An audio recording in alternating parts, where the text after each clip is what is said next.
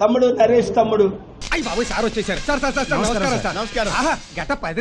రాత్రి పగలు పాకిస్తాన్ ఇండియా మధ్య చర్చలు జరుపుతున్నాను.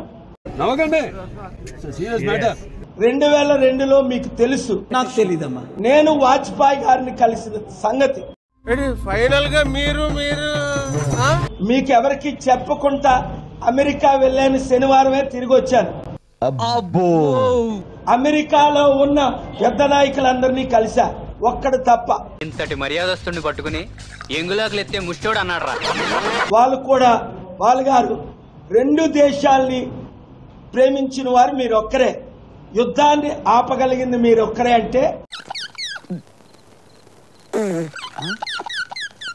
చర్చలు జరుపుతున్నాను. మోదీ గారిని అమిత్ షా గారిని శనివారం కలిసిన తర్వాత నేను ఆదివారం పాకిస్తాన్ వెళ్తున్నాను. అయిపోయింది, బతికి అయిపోయింది. నీ కొత్త చెక్కేస్తారులే ఈ రోజంతా. పాకిస్తాన్ యుద్ధం ఆపడానికి అన్ని ప్రయత్నాల్లో ఉన్నాను. అగరబత్తి కాదు. మొన్న టర్కీ వెళ్ళాను. రష్యా యుక్రెయిన్ యుద్ధం ఆపడానికి చర్చలు జరిపాను. 1200 మంది పెద్ద లీడర్స్, మా కోఆర్డినేటర్, మా అంబాసిడర్ పెట్టిన మీటింగ్ వచ్చారు. తమకు అన్నిటికీ నవ్వే. తమ దగ్గర నాకు బాగా నచ్చింది అదే.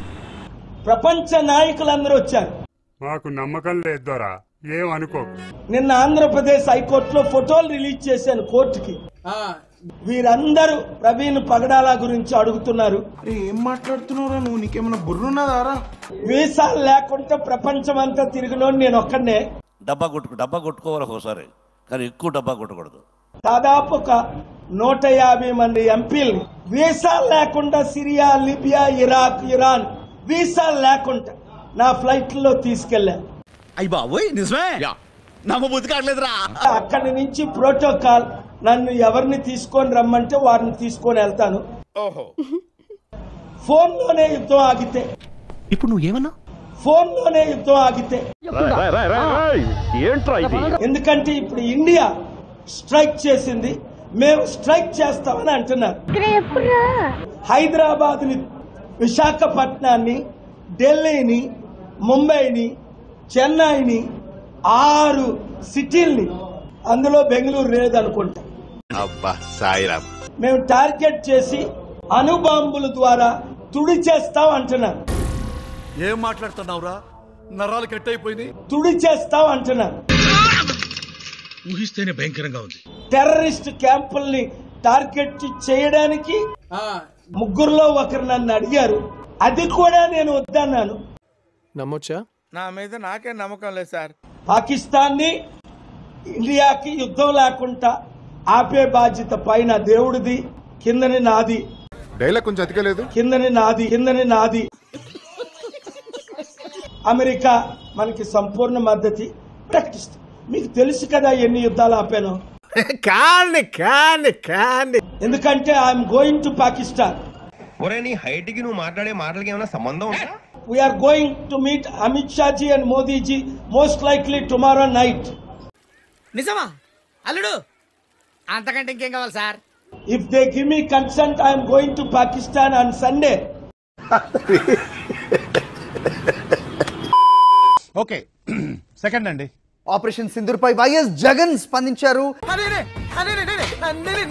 జై హింద్ అంటూ జగన్ ట్వీట్ చేశారు. అది ఉండాలంటే ఎంతగారికి ఉందంటారా లేదంటారా? పహల్గామ్ లో జరిగిన ఉగ్రదాడికి ప్రతిగా భారత సైన్యం సరైన నిర్ణయం తీసుకుందని అన్నారు ఆయన. ఇటు పైకి ఎదవలాగా అంటారు కానీ సెంటిమెంట్స్ ఎక్కువ. ఇలాంటి సమయంలో దేశ సార్వభౌమత్వాన్ని కాపాడుకోవాలని తెలిపారు. ఇలాంటి సమయంలో దేశ సార్వభౌమత్వాన్ని కాపాడుకోవాలని తెలిపారు. అంటే ఏంటి సార్? నేను నేర్చుకున్నదే 4 ముక్కలు.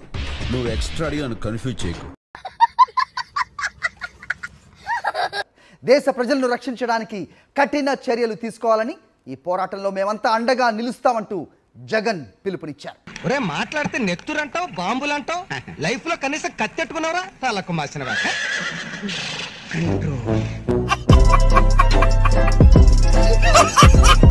ఇక్కడ ఒకటి పీకు.